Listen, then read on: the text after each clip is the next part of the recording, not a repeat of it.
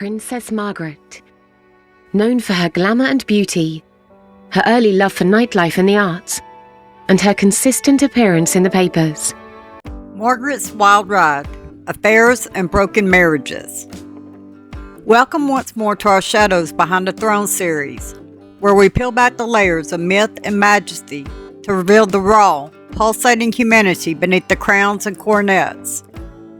Today we turn our gaze to a woman who embodied the glitter and allure and crushing burdens of royal life in the 20th century. Princess Margaret, Countess of Snowdon, often overshadowed by her elder sister Queen Elizabeth II. Margaret's story is one of forbidden passions, shattered vows, scandalous liaisons, and a relentless pursuit of personal freedom in a world bound by tradition and duty. Hers was a life of heartache disguised as glamour, a wild ride through the tempest of love and loss that ultimately cracked the fairy tale veneer of the British monarchy, paving the way for the more permissive attitudes we see today. Born on August 21, 1930, at Glamis Castle in Scotland, the ancestral home of the mother's family, Princess Margaret Rose was the second daughter of the Duke and Duchess of York, who would unexpectedly ascend to the throne as King George VI and Queen Elizabeth in 1936, following the abdication crisis of Edward VIII. England's Day of Days. Westminster Abbey is the setting for the show of the century as peers arrive for the coronation of King George VI. The Archbishop of Canterbury, who is to crown the king. And now, inside the Abbey comes the crowning of George VI. George VI, His Most Excellent Majesty, by the grace of God, of Great Britain, Ireland, and of the British dominions beyond the seas. King, defender of the faith. From her earliest days, Margaret was a vivacious counterpoint to her sister's steadfast reserve. While Elizabeth was groomed for queenship, Margaret reveled in the spotlight, her sharp wit, striking beauty, and love for the arts making her the darling of high society. But beneath this effervescent exterior lay a profound sense of isolation, a spare to the air, forever in the shadow, yearning for a purpose beyond mere ornamentation. It was in this post-war glow of the 1950s that Margaret's romantic saga truly began, igniting a firestorm that would test the very foundations of the monarchy. At the tender age of 22, she fell deeply in love with the group captain Peter Townsend, a dashing RAF war hero who served as her father's equerry. Townsend, 16 years her senior, was everything a princess might dream of: handsome, heroic, and devoted. Their romance blossomed in the intimate confines of royal households, where stolen glances and whispered conversations evolved into a profound bond. But there was an insurmountable barrier. Townsend was divorced. In the era when the Church of England, of which the monarch is the supreme governor, forbade remarriage for divorcees, such a union was unthinkable for a princess so close to the throne. The 1936 abdication of Edward VIII over his desire to marry the twice-divorced Wallis Simpson loomed large, a cautionary tale of how personal desires could destabilize the crown.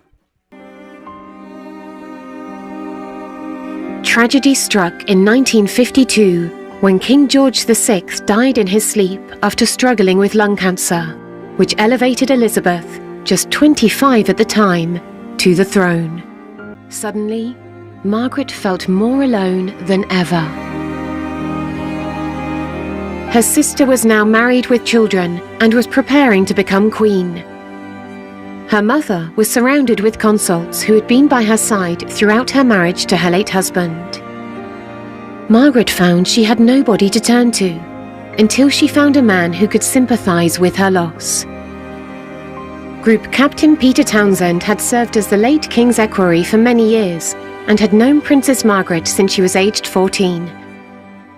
He had accompanied the royal family on many engagements overseas and had witnessed firsthand how close she had become with her father. He was a handsome and decorated soldier, and Margaret found herself growing closer to him. they spent more and more time together, with Margaret feeling comforted by his presence. She found herself falling in love with him. The affair became public knowledge in 1953 during Queen Elizabeth II's coronation, when a seemingly innocent gesture, Margaret brushing a piece of lint from Townsend's jacket, was captured by the press and sparked global speculation. The Queen, sympathetic to her sister's plight, initially supported the match, but the establishment closed ranks. Prime Minister Winston Churchill, the cabinet, and the Archbishop of Canterbury all opposed it, fearing it would erode public respect for the monarchy. Margaret was given an ultimatum: renounce her royal privileges, title, and succession rights, or end the relationship. For 2 agonizing years, the couple waited, with Townsend exiled to Brussels as heir attaché to buy time. But in October 1955, Margaret issued a heart-wrenching statement: "I have decided not to marry Group Captain Peter Townsend, mindful of the Church's teaching that Christian marriage is indissoluble." The decision shattered her. Friends later recounted her profound grief, a wound that never fully healed. Princess and Commoner. The plot of story and fable came to fruition during 1955.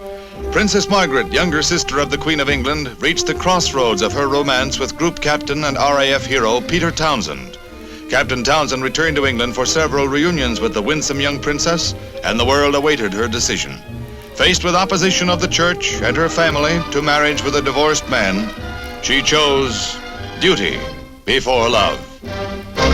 Townsend himself would remarry in 1959, but the pair reunited briefly in the 1990s for a poignant lunch, a quiet acknowledgement of what might have been.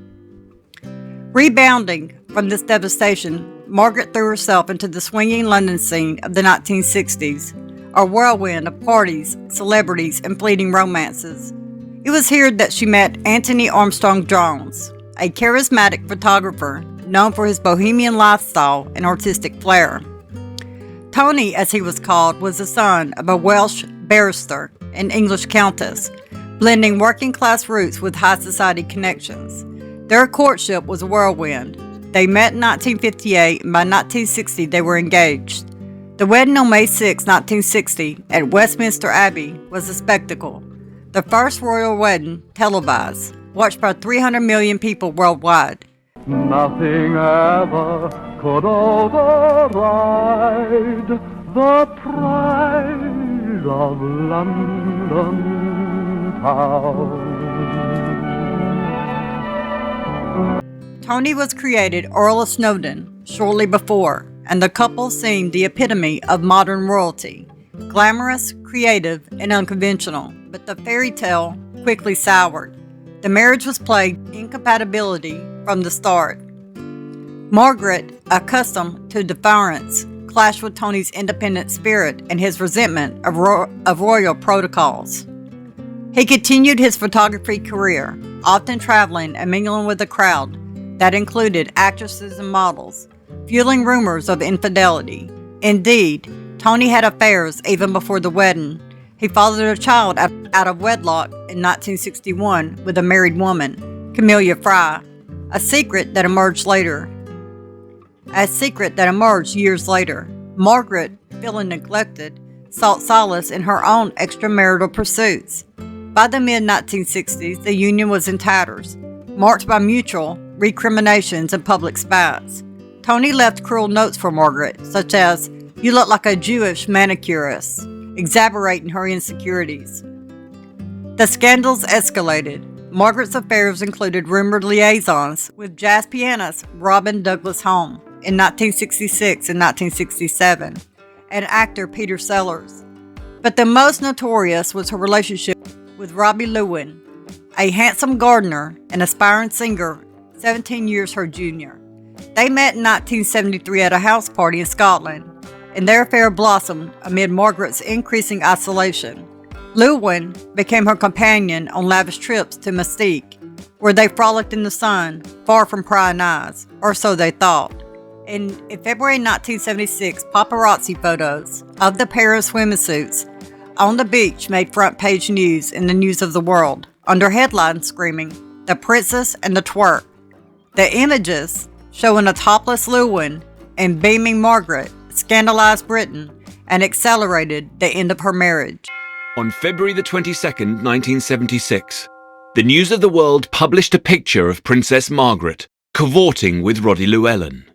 This photograph of her with a younger man on a Caribbean island, soaking up the sun, apparently as lovers at a time when the rest of Britain is suffering 3-day weeks and that sort of thing. It was a game-changing moment.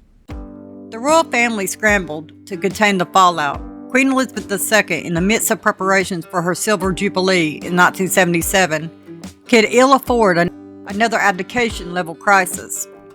Buckingham Palace issued terse statements, and the press was urged to show restraint, but the damage was done. The affair highlighted the hypocrisy of the monarchy. While Margaret had sacrificed her happiness with Townsend to uphold moral standards, the 1970s saw a loosening of societal norms, with divorce rates soaring. In March 1976, Margaret and Snowdon announced their separation, and by May 1978, they divorced. The first senior royal divorce since Henry VIII in the 16th century. This paved the way for future royal divorces, including those of Princess Anne in 1992 and Prince Charles in 1996, signaling the end of the untouchable fairy tale image. The cover-ups were meticulous. The palace downplayed Margaret's excesses, her heavy smoking, up to 60 cigarettes a day, drinking, and health declines. They dismissed them as mere oddities. Llewellyn was painted as a passing fancy, though their relationship lasted 8 years until 1981. Tony remarried quickly to Lucy Lindsay Hogg in 1978, but his own infidelities were hushed. Margaret never remarried, retreating into a life of declining health, suffering strokes and burns from scalding baths, dying in 2002 at age 71. She was known as the Rebel Princess, and even in death, she bucked tradition. This is the true story of Princess Margaret's passing and funeral. Margaret's last public appearance before her death was in a wheelchair at the 100th birthday party of Princess Alice before Christmas 2001. As I say, we shall all miss her dreadfully.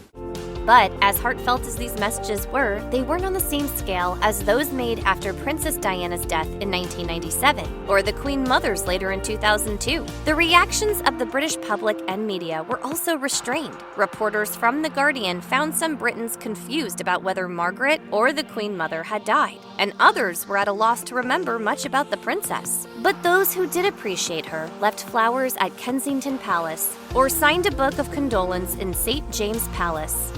Princess Margaret's funeral was held 6 days after her death on February 15th. During the time in between, her coffin was kept in St. James Palace in London. But before it was brought over from her home in Kensington Palace, her sister Queen Elizabeth II visited the body for a private farewell. The trip to the palace was her first time out since Margaret's passing, and she tended to her family's loss before resuming regular duties.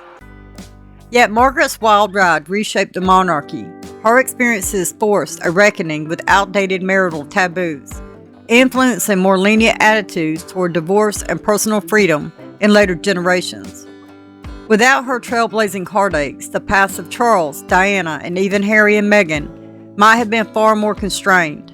She was the rebel princess, whose scandals illuminated the human cost of divine right. In closing, let us remember Princess Margaret not as a footnote to her sister's reign, but as a poignant reminder that even in palaces, love can be a battlefield and freedom a hard-won prize. Thank you, and join us next time for Diana's Heartbreak.